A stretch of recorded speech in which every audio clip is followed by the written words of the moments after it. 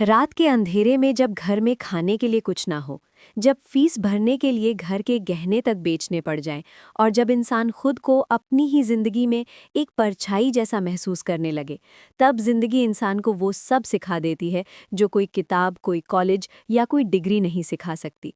आज की बातचीत भी कुछ ऐसी ही सच्चाइयों, संघर्षों और भविष्य की बदलती दुनिया के बारे में है, जहां इंसानियत और टेक्नोलॉजी दोनों साथ साथ चल रही हैं। आज की इस गहरी और दिल को छू लेने वाली बातचीत में होस्ट राज शामानी के साथ बैठे हैं शेखर नटराजन, जिन्होंने गरीबी, संघर्ष, फैमिली प्रेशर, बिजनेस और एआई की दुनिया को बहुत करीब से समझा है।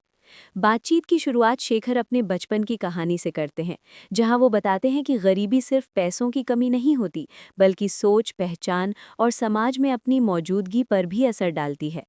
वो बताते हैं कि जब घर में हालात बहुत ख़राब थे, तब उन्हें अक्सर लगता था कि वो किसी के लिए मायने नहीं रखते, जैसे अपनी ही ज़िंदगी में एक गोस्ट बन गए हों। लेकिन उसी एहसास ने उनके अंदर एक ऐसी हंगर पैदा कर दी, जो उन्हें आगे बढ़ने के लिए मजबूर करती रही। शेखर बताते हैं कि उनकी माँ ने उनके लिए जो सैक्रिफाइस किया, वो उनकी पूरी जिंदगी का सबसे बड़ा टर्निंग पॉइंट बन गया। जब फीस भरने के पैसे नहीं थे, तब उनकी माँ ने अपनी शादी की अंगूठी सिर्फ 30 रुपए में बेच दी।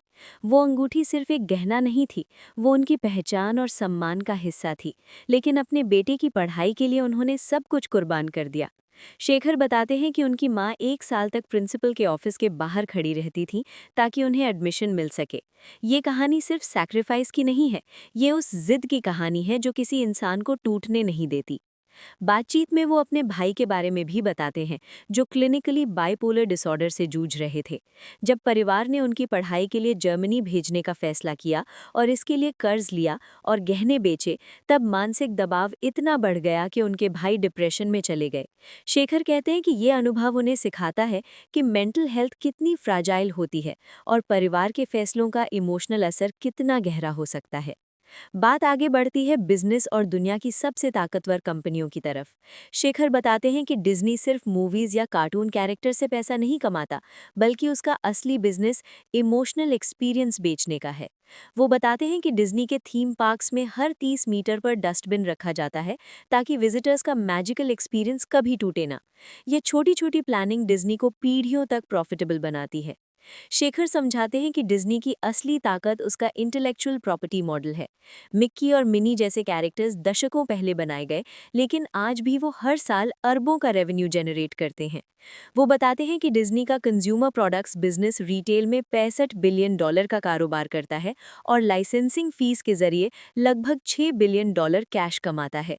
लेकिन वो ये भी बताते हैं कि एक बार अनऑथराइज्ड फैक्ट्रीज में चाइल्ड लेबर और इल्लीगल कैरेक्टर प्रोडक्शन की वजह से डिज्नी की वैल्यू में 10% गिरावट आ गई थी। इससे ये सीख मिलती है कि ब्रांड और इंटेलेक्चुअल प्रॉपर्टी की सुरक्षा कितनी ज़रूरी होती है। बात धीरे धीरे एआई की दुनिया की तरफ मुड़ती है, जहां शेखर बताते हैं कि आने वाला समय डिजिटल कलोनियलिज्म का हो सकता है। उनका कहना है कि बड़ी एआई कंपनियां इंफ्रास्ट्रक्चर कंट्रोल करके दुनिया की सोच और कल्चर पर असर डाल सकती हैं। वो बताते हैं कि एआई बहुत पावरफुल है, लेकिन उसमें इंसानी दर्द, कंपैशन, लव और ह्यूमिलिटी का अनुभव नहीं होता। इसलिए एआई कभी पूरी तरह इंसान की जगह नहीं ले सकता। शेखर एआई इंडस्ट्री के रिस्क पर बात करते हुए बताते हैं कि जीपीयू आधारित बिजनेस मॉडल में भी खतरे छिपे हैं। उनका कहना है कि कई बार टेक्नोलॉजी में पैसा घूमता रहता है, लेकिन असली ज़रूरत पर सवाल नहीं उठता, जिससे बबल बनने का खतरा होता है। वो बताते हैं कि एआई की दुनिया में असली विनर वही होगा जो इंफ्रास्ट्रक्चर बनाएगा और लॉन्ग टर्म वैल्यू क्रिएट करेगा, ना कि सिर्फ rent extraction model अपनाएगा।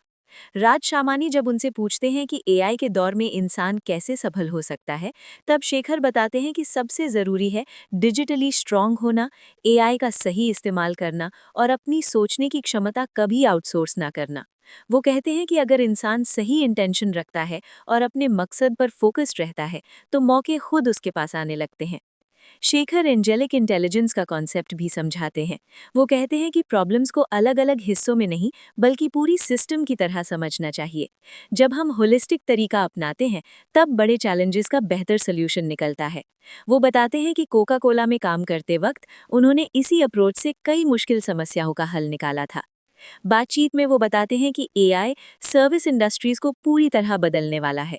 Interior design, visual identity और कई जनरलिस्ट काम एआई खुद करने लगेगा, लेकिन इससे क्राफ्ट्समैनशिप और नीश एक्सपर्टीज की वैल्यू और बढ़ जाएगी।